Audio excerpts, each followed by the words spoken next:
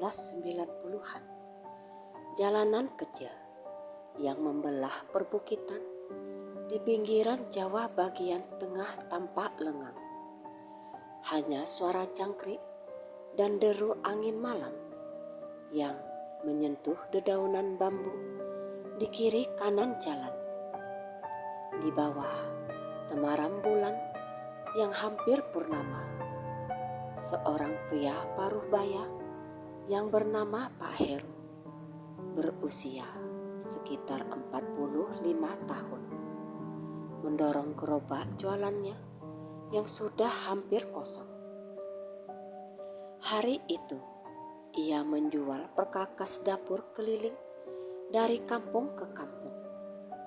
Tubuhnya letih, tetapi hatinya cukup ringan. Jualan hari itu cukup lumayan untuk memenuhi kebutuhan keluarga beberapa hari ke depan. Pak Heru tinggal di sebuah dusun kecil yang berada di balik bukit. Jika pulang pada siang hari, jarak itu tidak terasa sejauh malam seperti ini. Gelap menyelimuti jalanan panjang. Sementara lampu Petromax kecil yang ia gantungkan di sisi gerobaknya hanya mampu menerangi beberapa langkah di depannya. Astaga, masih jauh, gumamnya pelan sambil menghela nafas. Meski sudah terbiasa pulang larut, malam itu udara terasa lebih dingin dari biasanya. Entah kenapa, bulu kuduknya juga sesekali berdiri tanpa alasan jelas. Namun, ia berusaha mengabaikannya. Ia terlalu lelah untuk memikirkan hal-hal yang tak penting. Setelah melewati tanjakan kecil, ia berhenti sejenak di sebuah pohon besar untuk mengatur napas.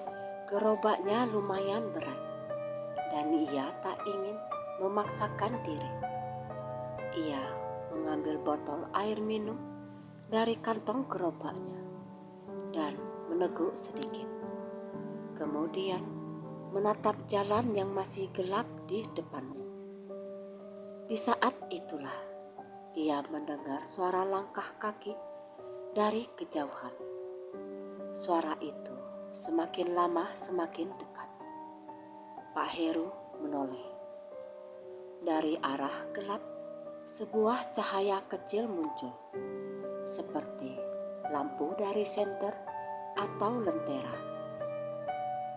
Beberapa detik kemudian, ia dapat melihat sosok seorang pria paruh baya berjalan mendekat. Pria itu tampak rapi, mengenakan kemeja lengan panjang dan celana kain gelap. Tidak seperti orang desa kebanyakan. Wajahnya ramah dengan senyum yang seolah dipaksakan, tetapi tetap terlihat sopan. "Selamat malam, Pak," sapa pria itu ketika jarak mereka tinggal beberapa langkah. Pak Heru mengangguk. "Selamat malam juga, Pak. Sendirian pulang malam begini?" tanya pria itu. Suaranya terdengar halus dan penuh perhatian. "Ya, Pak, saya dagang keliling dari pagi. Kebetulan baru selesai." Pria itu mengangguk-angguk. "Perkenalkan, nama saya Sudiro. Rumah saya tak jauh dari sini. Hanya sekitar 5 menit berjalan." Pak Heru membalas dengan sopan. "Saya Heru, Pak." Mereka berdua berdiri beberapa saat, hanya ditemani suara angin yang melewati dedaunan dan lampu Petromax kecil yang menggantung di gerobak. Pak Sudiro menatap sekeliling dan kemudian berkata dengan nada sedikit khawatir, Pak Heru, jalan pulang ke Dusun Banyu Tengah masih sangat jauh dari sini bukan? Pak Heru mengangguk pelan. Iya Pak, tapi saya sudah biasa lewat sini. Memang sedikit gelap, tapi saya hafal jalannya. Pak Sudiro tampak ragu. Tetapi malam ini sudah sangat larut. Selain sepi, jalan di depan terkenal cukup rawan. Banyak hal yang tak diinginkan bisa terjadi. Pak Heru tersenyum kecil. Semoga saja tak ada apa-apa, Pak. Pak Sudiro menatapnya lama, lalu menghela nafas seperti seseorang yang sedang mempertimbangkan sesuatu. Begini Pak Heru, daripada pulang dalam keadaan gelap dan berbahaya, bagaimana kalau Bapak bermalam di rumah saya saja? Besok pagi Bapak bisa melanjutkan perjalanan pulang. Pak Heru terdiam. Tawaran itu terdengar baik, sopan, dan sangat membantu. Ia memang lelah, dan ia tahu bahwa perjalanan pulang masih setidaknya 2 jam berjalan kaki. Apalagi dengan gerobak berat. Namun, ia juga orang yang sangat berhati-hati. Tak mudah baginya menerima tawaran menginap dari orang yang baru dikenal di tengah malam begini. Aduh, apa enggak merepotkan Pak? Tanya Pak Heru. Tidak sama sekali, jawab Pak Sudiro cepat. Rumah saya besar dan banyak kamar kosong. Saya tinggal sendirian. Istri dan anak-anak saya di luar kota. Saya juga senang bisa membantu. Lagi pula, saya melihat Bapak terlihat sangat lelah. Ada nada ramah yang berlebih dalam suara pria itu, tetapi tak cukup untuk menimbulkan kecurigaan. Justru sopan santunnya terasa seperti orang berpendidikan dan berkecukupan. Pak Heru menimbang sejenak. Ia menatap langit gelap di atas, kemudian jalan panjang di depan. Hatinya ragu, tetapi keinginannya untuk beristirahat lebih kuat. Kalau begitu, baiklah Pak. Terima kasih banyak. Wajah Pak Sudiro langsung menampakkan senyum lega. Mari, rumah saya tak jauh. Ia mengambil alih pegangan gerobak Pak Heru. Biar saya bantu dorong Pak. Pak Heru merasa sedikit sungkan, tetapi tak menolak. Mereka berjalan perlahan, menyusuri jalan setapak. Cahaya Petromax bergerak lembut mengikuti langkah mereka. Sepanjang perjalanan, Pak Sudiro bercerita tentang pekerjaannya sebagai pengusaha yang baru saja kembali dari luar kota. Katanya, ia baru pindah ke wilayah itu sekitar 2 tahun lalu dan sedang memperluas usahanya. Kata-katanya mengalir lancar, namun terasa terlalu mulus. Pak Heru sebagai orang sederhana hanya sesekali mengangguk dan mendengarkan. Setelah beberapa menit berjalan, rumah yang dimaksud muncul di kejauhan, dan pemandangannya membuat Pak Heru terpaku. Rumah itu sangat besar, jauh lebih besar daripada rumah-rumah lain di wilayah tersebut. Dibangun dengan gaya modern untuk ukuran awal tahun 1990-an. Memiliki halaman luas yang diterangi lampu-lampu taman. Dindingnya kokoh dari beton putih dan pintu kayu besar di depannya terlihat seperti pintu rumah bangsawan. Astaga, gumam Pak Heru tanpa sadar. Rumahnya besar sekali, Pak. Pak Sudiro tersenyum bangga. Ah, tidak seberapa. Hanya tempat tinggal biasa. Tetapi dari cara ia mengucapkannya, jelas rumah itu adalah simbol keberhasilannya. Mereka masuk ke halaman. Suara kerikil berderit halus di bawah langkah kaki mereka. Ketika Pak Sudiro membuka pintu, aroma wangi kayu dan dupa menyambut mereka. Interior rumahnya tidak kalah megah. Lantai marmer, perabotan kayu mahal, dan hiasan dinding berupa lukisan-lukisan besar menghiasi setiap sisi ruangan. Namun, di balik keindahan itu, ada sesuatu yang membuat Pak Heru tak nyaman. Udara di dalam rumah terasa terlalu hening, dan lampu yang menyala redup malah membuat suasana tampak muram. "Silakan duduk, Pak," kata Pak Sudiro sambil menunjuk kursi tamu. Pak Heru duduk. Tubuhnya benar-benar lelah. Ketika ia menatap sekeliling, pandangannya tertumbuk pada sebuah lukisan besar di dinding. Lukisan itu menggambarkan seorang pria bertelanjang dada yang sedang duduk bersila menghadap sebuah patung hitam besar dengan mata merah menyala. Pak Heru spontan menunduk. Ada rasa gelisah yang menusuk dadanya. "Maaf Pak Heru," suara Pak Sudiro terdengar dari dapur. "Saya siapkan minuman dulu." "Baik Pak," jawab Pak Heru pelan. Ia mengusap wajahnya, berusaha menenangkan diri. Rumah itu memang indah, namun tampak sepi, bahkan terlalu sepi.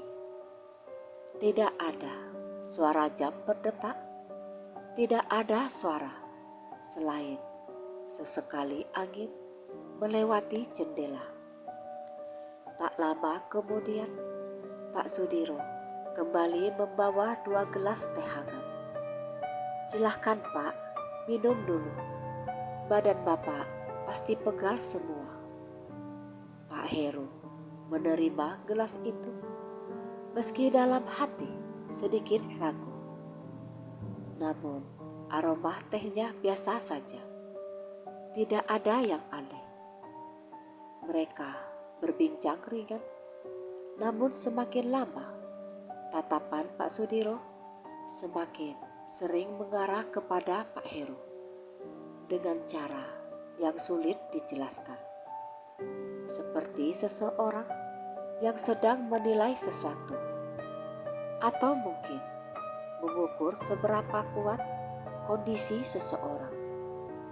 Pada satu titik, Pak Heru merasa matanya mulai berat, kepalanya sedikit pusing. "Wah, kenapa saya jadi mengantuk sekali ya?"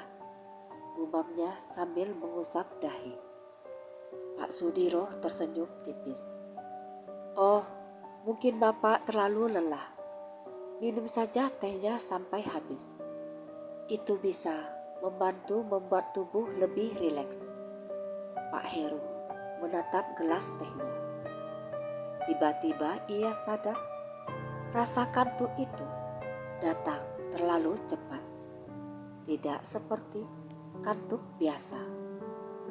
Ada sesuatu yang tak beres. Tetapi sebelum ia sempat meletakkan gelas itu, penglihatannya berkunang-kunang.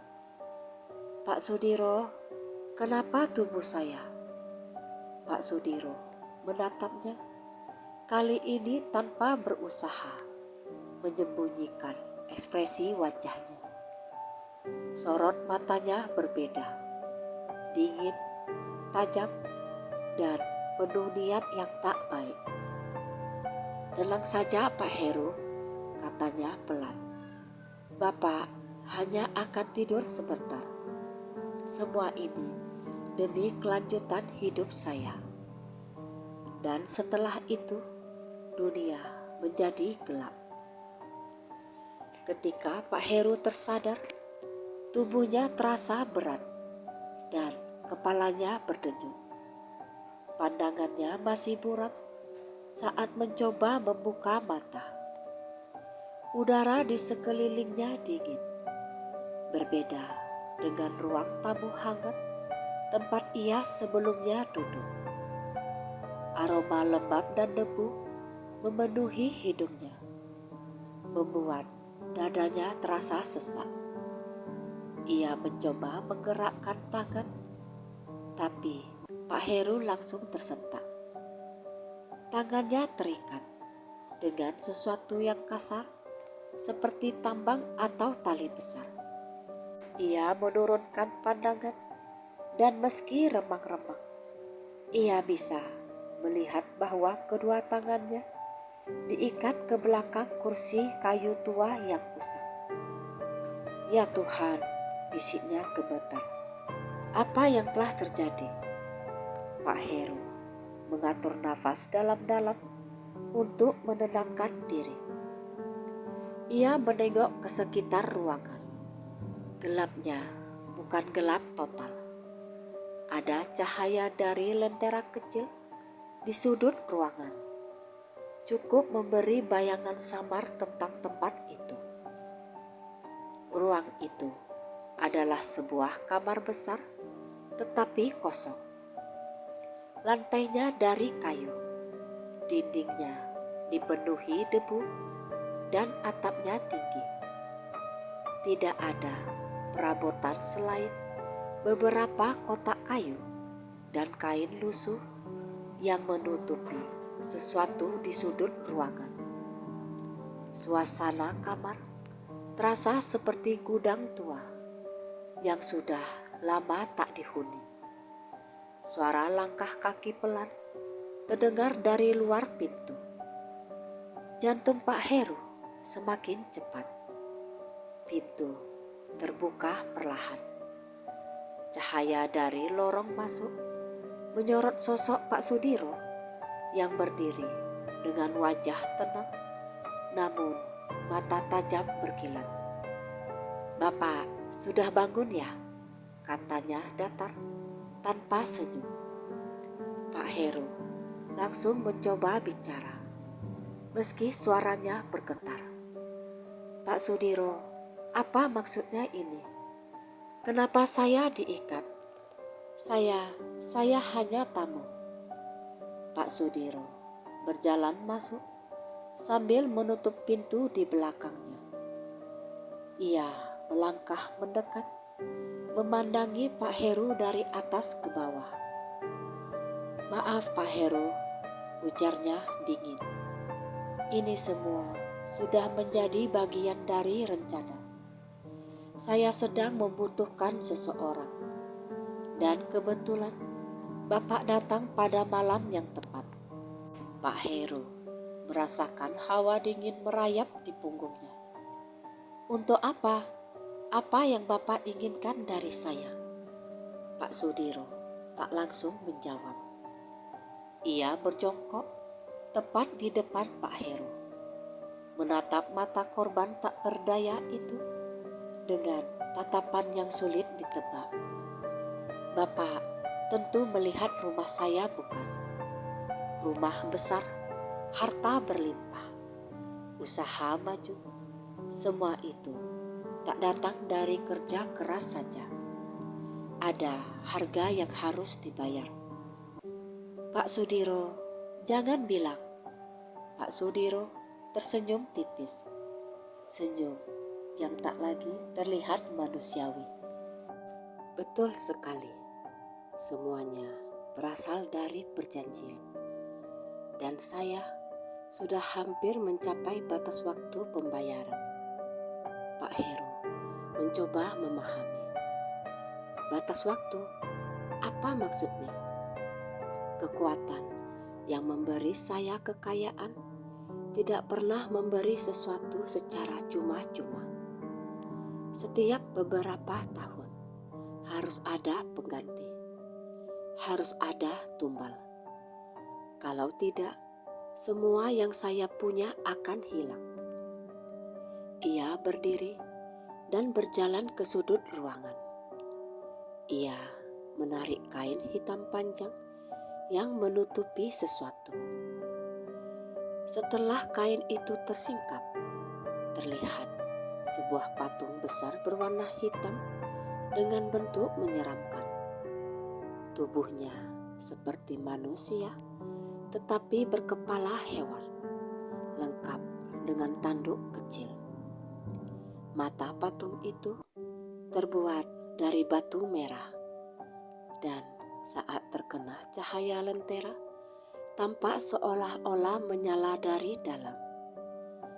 Pak Heru menahan nafas. Tubuhnya gemetar hebat. Pak Sudiro mengangkat sebuah mangkuk besar dari depan patung itu. Mangkuk tersebut berisi semacam cairan merah gelap seperti darah. Sudah bertahun-tahun saya melakukannya, lanjut Pak Sudiro tenang, seolah sedang bercerita tentang rutinitas hariannya. Tentu saja saya tidak memilih sembarangan. Saya memilih orang-orang yang tidak dicari siapapun. Orang-orang yang pulang sendiri, yang tidak akan menimbulkan masalah jika hilang. Pak Heru merasakan darahnya turun ke kaki.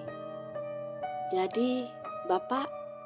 Ya, jawab Pak Sudiro tersenyum tipis. Bapak adalah orang berikutnya. Untuk sesaat, tidak ada suara selain detak jantung Pak Heru yang berdebar keras. Pak Sudiro, jangan lakukan ini. Pak Heru memohon. Saya punya keluarga. Istri dan anak-anak saya menunggu saya di rumah. Tolong, jangan salahkan saya, Pak Heru. Ini semua demi menjaga apa yang telah saya bangun. Dan Bapak tentu tidak ingin saya kehilangan semua ini, bukan? Senyum itu di wajah yang semula tampak ramah, kini terlihat sangat mengerikan.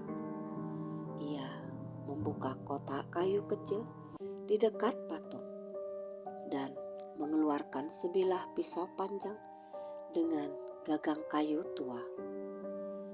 Pisau itu memiliki ukiran simbol-simbol aneh di bagian bilahnya. Pak Heru panik.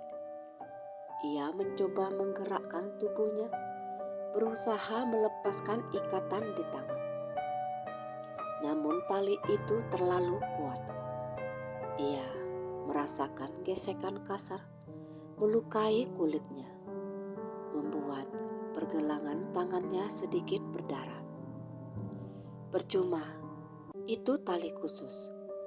Bahkan orang yang lebih kuat dari Bapak tak akan bisa melepaskan diri, kata Pak Sudiro.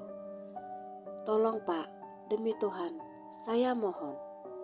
Akan selesai, sebentar saja Pak, ujar Pak Sudiro sambil berdiri tegak.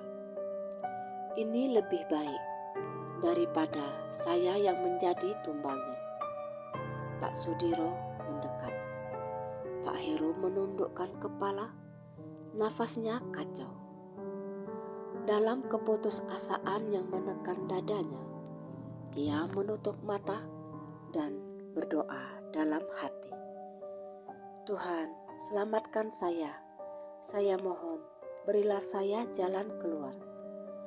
Tiba-tiba, ketika Pak Sudiro baru beberapa langkah dari tempatnya berdiri, seluruh rumah bergemuruh. Getarannya seperti gempa kecil. Lentera di sudut ruangan berayun keras menimbulkan bayangan besar berulang-ulang di dinding. Patung di sudut ruangan berderak seperti tertiup angin kuat. Pak Sudiro berhenti melangkah.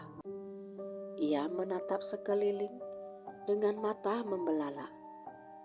"Apa? Tidak mungkin," gumamnya panik. Getaran itu semakin besar, diikuti suara angin yang menabrak jendela-jendela dari luar. Tubuh Pak Heru bergetar bersama kursi yang didudukinya. Kemudian tiba-tiba lampu di lorong padam.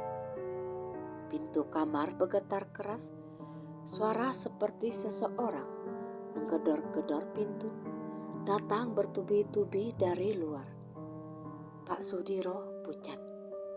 "Tidak, ini terlalu cepat. Kenapa harus sekarang?" Pintu berguncang lagi.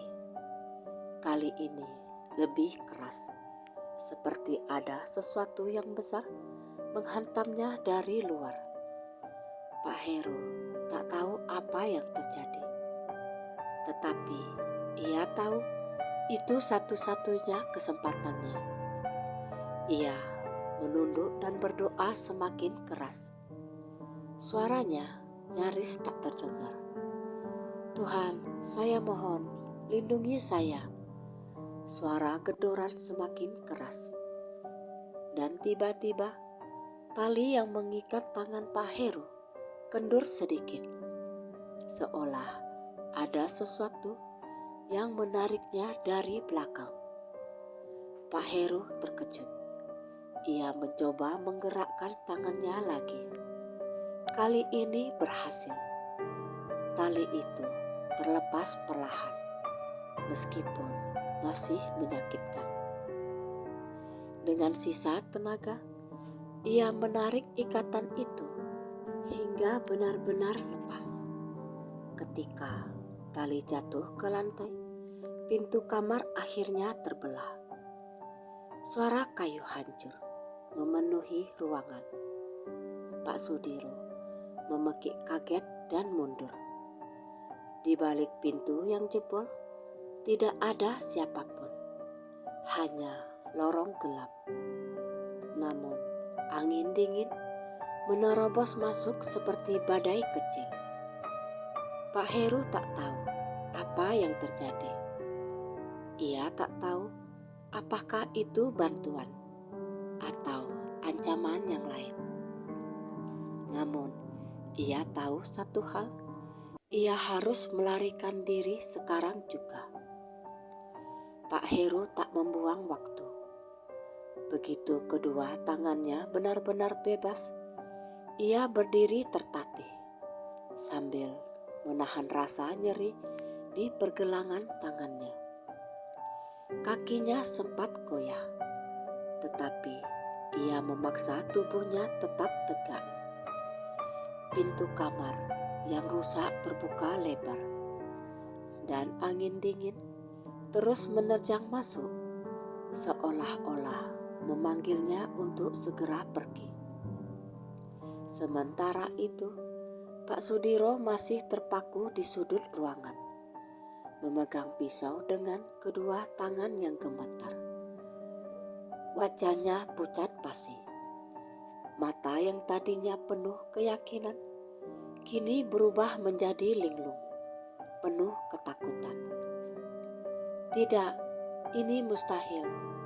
Mereka datang terlalu cepat," gumamnya, hampir seperti berbicara kepada dirinya sendiri. Pak Heru tidak menunggu klarifikasi apapun. Ia langsung melangkah cepat, bahkan nyaris berlari keluar dari kamar menuju lorong gelap. Ruangan demi ruangan dalam rumah itu tampak berbeda dari sebelumnya. Lebih gelap, lebih dingin, dan seolah-olah rumah besar itu berubah menjadi tempat asing yang tak bersahabat. Setiap sudut rumah seperti menghembuskan aura yang menakutkan. Tetapi Pak Heru tetap melangkah. Ia hanya ingin keluar. Ia hanya ingin hidup. Dari belakang, suara Pak Sudiro mulai terdengar. "Pak Heru, jangan pergi." Suara itu bukan lagi terdengar sopan. Bukan pula suara orang putus asa. Suara itu seperti seseorang yang sedang sekarat, dengan nada pecah dan penuh tekanan. Pak Heru mempercepat langkah. Nafasnya terengah-engah. Saat melewati ruang tengah, ia melihat pintu utama rumah itu terbuka sedikit. Angin dari luar menerobos masuk. Cahaya bulan menerangi lantai marmer yang kini tampak retak di beberapa bagian. Pak Heru hampir mencapai pintu utama ketika suara gedoran lainnya terdengar. Bukan dari pintu, melainkan dari dinding. Sebuah dentuman keras seperti benda besar menghantam dinding sebelah kanan. Dinding itu bergetar. Debu turun dari plafon. Pak Heru berhenti sesaat. Lututnya lemas. Hatinya dipenuhi ketakutan yang tak pernah ia rasakan sebelumnya. Apa yang terjadi di rumah ini? Namun, sebelum sempat ia memikirkan itu, pintu kamar belakang kembali terbuka keras. Dan Pak Sudiro muncul sambil berlari kecil. Ia memegang pisau kecil di tangan kanan dan seikat kain merah di tangan kiri. Wajahnya kacau. "Pak Heru," teriaknya, "jangan keluar, itu lebih berbahaya." Pak Heru memandangnya dengan campuran takut dan marah. "Bapak ingin saya tetap di sini hanya untuk dijadikan tumbal." Pak Sudiro berhenti beberapa langkah darinya. Nafasnya terengah, tetapi suaranya memaksa tetap lantang. "Tidak, sekarang berbeda. Mereka marah. Mereka tidak ingin saya membatalkan perjanjian. Jika Bapak keluar rumah tanpa proses, mereka akan mengambil nyawa siapa saja yang terdekat, termasuk saya." Pak Heru tak peduli. "Lebih baik saya mati di luar daripada disembelih di dalam rumah ini." Ia kembali berlari ke arah pintu utama. Namun tiba-tiba pintu itu tertutup sendiri. Pak Heru tersentak mundur. Pintu itu seperti digerakkan oleh sesuatu yang tak terlihat. Angin dingin bertiup dari arah ruang tengah, membuat rambut di tengkuknya berdiri. Suasana rumah semakin tak masuk akal, seolah ada banyak mata yang mengawasi dari setiap sudut, dari setiap celah gelap. Pak Sudiro mendekat perlahan. "Pak, dengarkan saya. Bapak tak boleh keluar lewat pintu utama. Satu-satunya jalan keluar hanya ada di bagian belakang rumah. Tapi Bapak harus mengikuti apa yang saya katakan, atau kita berdua akan mati malam ini." Pak Heru menatapnya dengan curiga. "Kenapa saya harus percaya?" "Karena saya pun sedang dalam bahaya," jawab Pak Sudiro dengan wajah putus asa. "Saya sudah kehilangan kendali. Mereka menuntut lebih cepat dari yang saya perkirakan. Jika Bapak tidak menjadi tumbal, mereka akan mengambil saya." Tetapi ia menelan ludah gemetar. "Jika Bapak melarikan diri setelah saya melakukan ritual penolakan. Setidaknya saya bisa mempertahankan nyawa sendiri. Pak Heru menatapnya tajam. Jadi, Bapak tetap memikirkan diri sendiri. Saya tak punya pilihan lain, teriak Pak Sudiro putus asa. Tolong ikut saya sebelum rumah ini menutup semua jalan keluar. Pada detik itulah suara retakan besar terdengar dari lantai marmer di ruang tengah. Lantai itu terbelah kecil. Lalu retakan itu memanjang seperti akar yang tumbuh cepat. Dari retakan itu keluar hembusan angin panas bercampur bau busuk yang sangat menusuk. Pak Heru menutup hidung spontan. Astaga, apa itu?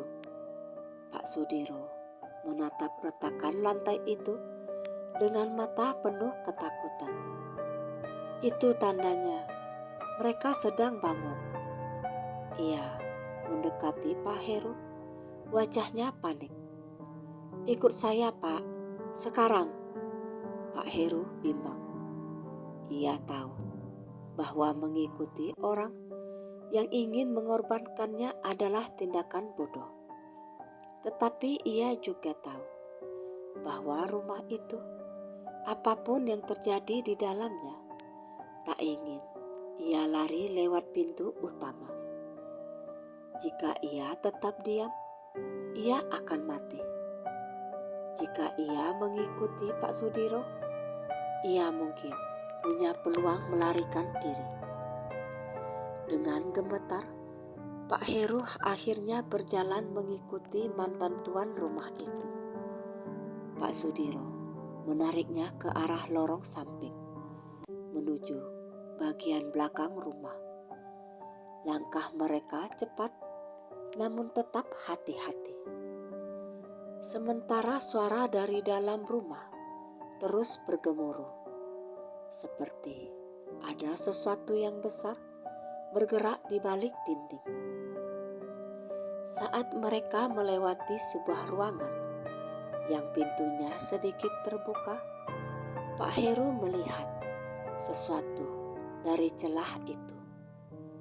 Sebuah ruangan gelap yang penuh tulang belulang, tulang manusia.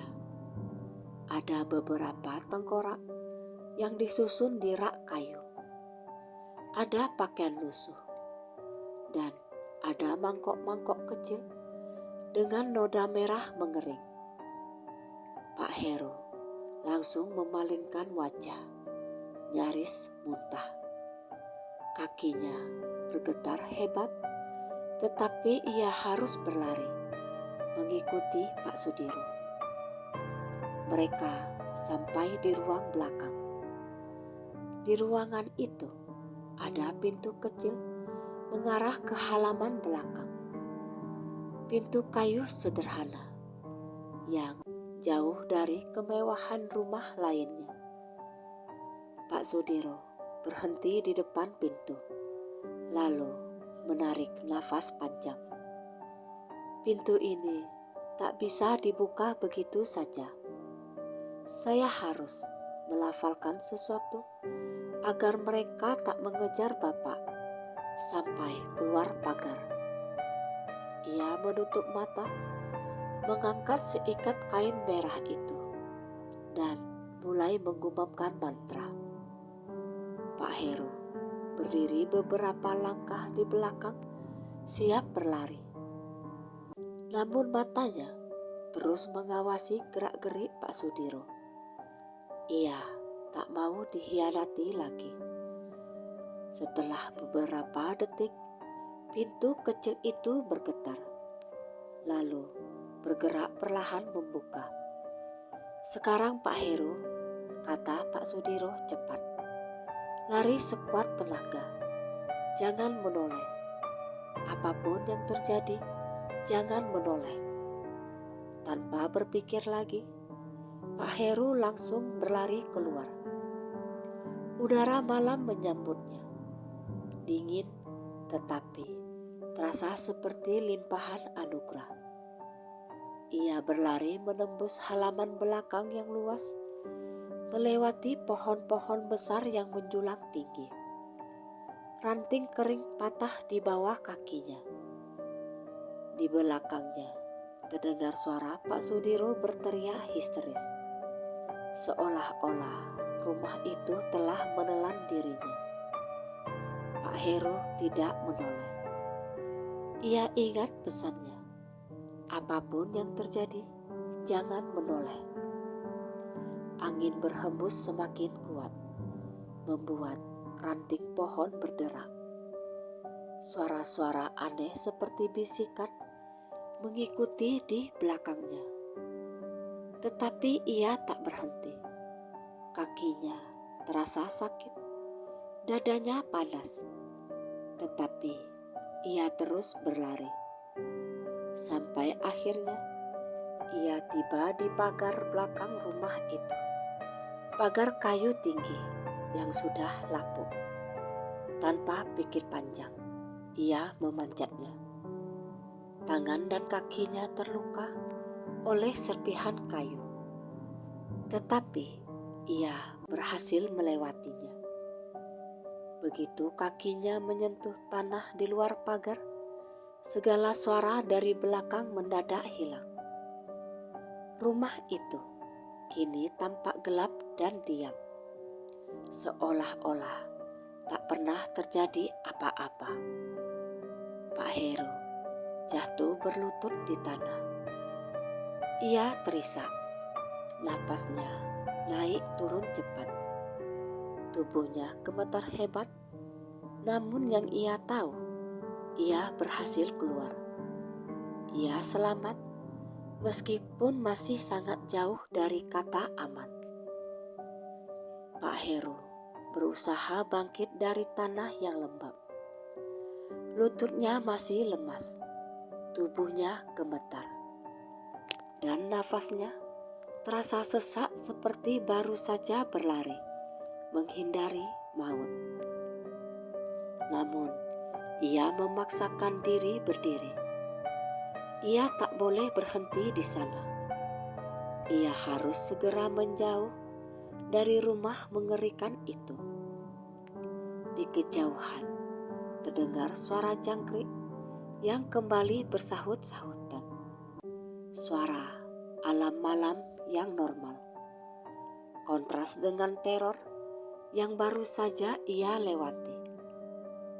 Suara itu seperti penawar yang mengembalikan separuh kewarasannya.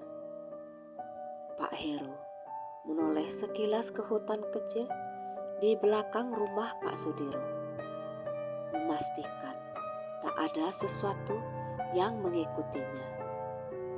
Gelap, sunyi, dan tak ada gerakan apapun. Namun ia tetap merasakan hawa asing, seakan-akan hutan itu menyaksikan semuanya. Dengan langkah terhuyung, ia mulai berjalan menuju jalan setapak kecil. Ia belum tahu arah pasti pulang. Tetapi ia tahu ia harus terus bergerak hingga menemukan pemukiman atau penduduk. Angin malam berhembus pelan, membawa aroma tanah basah dan dedaunan. Setelah berjalan cukup jauh dan merasa aman dari jangkauan rumah Pak Sudiro, Pak Heru akhirnya memperlambat langkah. Ia berhenti sejenak, menahan dinding batang pohon untuk menjaga keseimbangan. Tuhan, terima kasih, ucapnya lirih di sela nafas berat. Ia menyentuh dada, bersyukur masih dapat merasakan detak jantung di baliknya. Perjalanan yang ia tempuh terasa sangat panjang. Kegelapan malam di awal tahun 1990-an itu menambah suasana semakin mencekam. Apalagi jalan-jalan desa yang belum dilengkapi lampu penerangan membuat setiap langkah terasa seperti bertaruh nyawa. Namun, rasa syukur yang besar memberikan tenaga baru untuk terus berjalan. Beberapa puluh menit kemudian, Pak Heru melihat sesuatu dari kejauhan. Sebuah cahaya kecil berwarna kuning temaram, seperti dari lampu minyak. Ia mempercepat langkah. Semakin dekat ia melangkah, cahaya itu semakin jelas.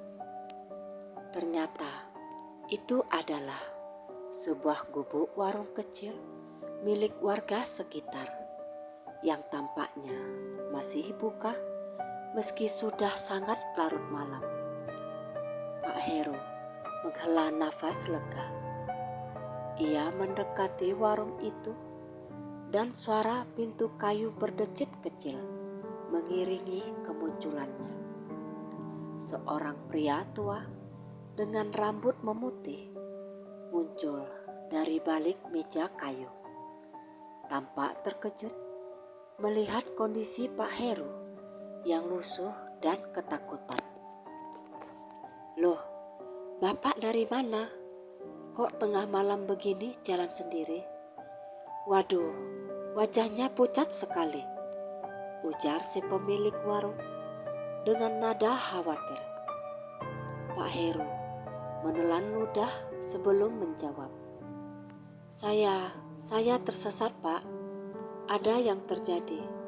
Saya butuh air dan tolong bawa saya pulang jika memungkinkan."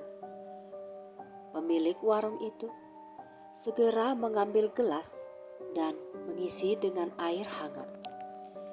"Minum dulu, Pak. Duduk di sini. Nanti saya bantu." Pak Heru duduk dengan lemas. Tangannya gemetar saat mengambil gelas. Tetapi ia memaksakan diri minum sedikit demi sedikit hingga tubuhnya mulai terasa hangat. Wajahnya perlahan mendapatkan kembali warnanya. Si pemilik warung menatapnya dalam-dalam. "Memangnya apa yang terjadi, Pak?" Pak Heru tidak menjawab. Ia hanya mengangguk pelan. Pria tua itu tidak bertanya lebih lanjut. "Ya sudah, yang penting Bapak selamat. Masalah lain nanti saja." Tak lama kemudian, pria tua itu mengantarkan Pak Heru menggunakan sepeda ontelnya hingga ke jalan besar, tempat ia bisa mendapatkan ojek yang sedang mangkal meski larut malam. Pak Heru akhirnya tiba di rumahnya menjelang subuh. Begitu masuk halaman rumah, istrinya, Bu Rina, langsung keluar dengan wajah panik. Rupanya ia tak tidur sama sekali sejak menunggu suaminya pulang. "Mas Heru, ya Allah, dari mana saja Mas? Aku sudah keliling cari-cari tadi," serunya sambil memeluk suaminya erat-erat. Pak Heru terdiam, memejamkan mata sambil menahan air mata yang hampir jatuh. Ia membalas pelukan istrinya. "Aku pulang dan aku tidak apa-apa." Bu Rina memeriksa kondisi tubuhnya yang penuh debu, baju lusuh, dan pergelangan tangan yang lecet parah. "Mas, apa yang terjadi? Siapa yang menyakitimu, Mas? Apa kita lapor polisi saja?" Pak Heru menggeleng pelan. "Tidak perlu, Bu. Yang penting aku pulang dengan selamat. Selebihnya biarlah Allah yang membalas." Ia tidak sanggup bercerita malam itu. Ia hanya ingin memeluk keluarganya, merasakan kehangatan rumah yang ia pikir tidak akan pernah ia lihat lagi. Beberapa hari berlalu, Pak Heru mulai pulih, baik fisik maupun jiwanya. Selama waktu itu, ia memutuskan berhenti berjualan keliling untuk sementara waktu dan memilih membantu warga desa sebagai pekerja harian agar bisa dekat dengan rumah. Setiap malam, ia selalu meluangkan waktu untuk salat dan berdoa dengan lebih khusyuk daripada sebelumnya. Namun, kabar mengejutkan kemudian tersebar di desa. Rumah besar milik Pak Sudiro terbakar habis secara misterius. Tidak ada yang tahu penyebabnya. Tidak ada suara ledakan atau tanda-tanda api dari dapur. Warga yang lewat malam itu melihat api tiba-tiba membesar seperti datang dari dalam tanah. Dan yang lebih mengherankan, tidak ada yang menemukan jasad Pak Sudiro. Hanya debu, arang, dan batu bata hangus yang tersisa. "Mas, itu rumah yang Mas ceritakan?" tanya Bu Rina dengan suara pelan saat berita itu sampai ke telinga mereka. Pak Heru menatap kosong ke arah jendela. Ingatan mengerikan itu kembali terasa. Namun, ia menghela nafas panjang. Ya, mungkin itu balasan dari tempat dia meminta kekayaan, jawabnya lirih. Tidak ada yang selamat jika membuat perjanjian dengan kegelapan. Bu Rina menggenggam tangannya. Yang penting Mas selamat, itu yang paling aku syukuri. Pak Heru tersenyum kecil. Benar Bu, selama aku masih punya kamu dan anak-anak, itulah kekayaan yang paling besar. Sejak kejadian itu, Pak Heru tak lagi bepergian jauh saat hari mulai malam. Ia memilih pulang lebih awal dan menghabiskan waktu bersama keluarga. Setiap malam, ia duduk bersama istrinya sambil minum teh, mengawasi anak-anak tidur, dan mensyukuri anugerah kecil yang selama ini mungkin ia abaikan. Ia merasa hidupnya telah berubah. Rasa takut berubah menjadi kehati-hatian. Rasa syukur berubah menjadi ketenangan. Ia tak lagi mengejar uang berlebih. Ia hanya ingin hidup damai. Dan dia tahu ia telah diberi kesempatan kedua. Kesempatan untuk kembali ke rumah. Kesempatan untuk hidup. Kesempatan untuk memperbaiki hari-harinya. Hingga akhirnya segala kengerian malam itu benar-benar menjauh dan tertinggal di masa lalu. Pak Heru menjalani kehidupannya dengan tenang, lebih dekat dengan keluarganya, dan lebih berpasrah diri pada kuasa Tuhan. Sejak malam itu pula, ia selalu percaya tidak ada kekuatan gelap yang bisa mengalahkan doa tulus dari hati yang benar.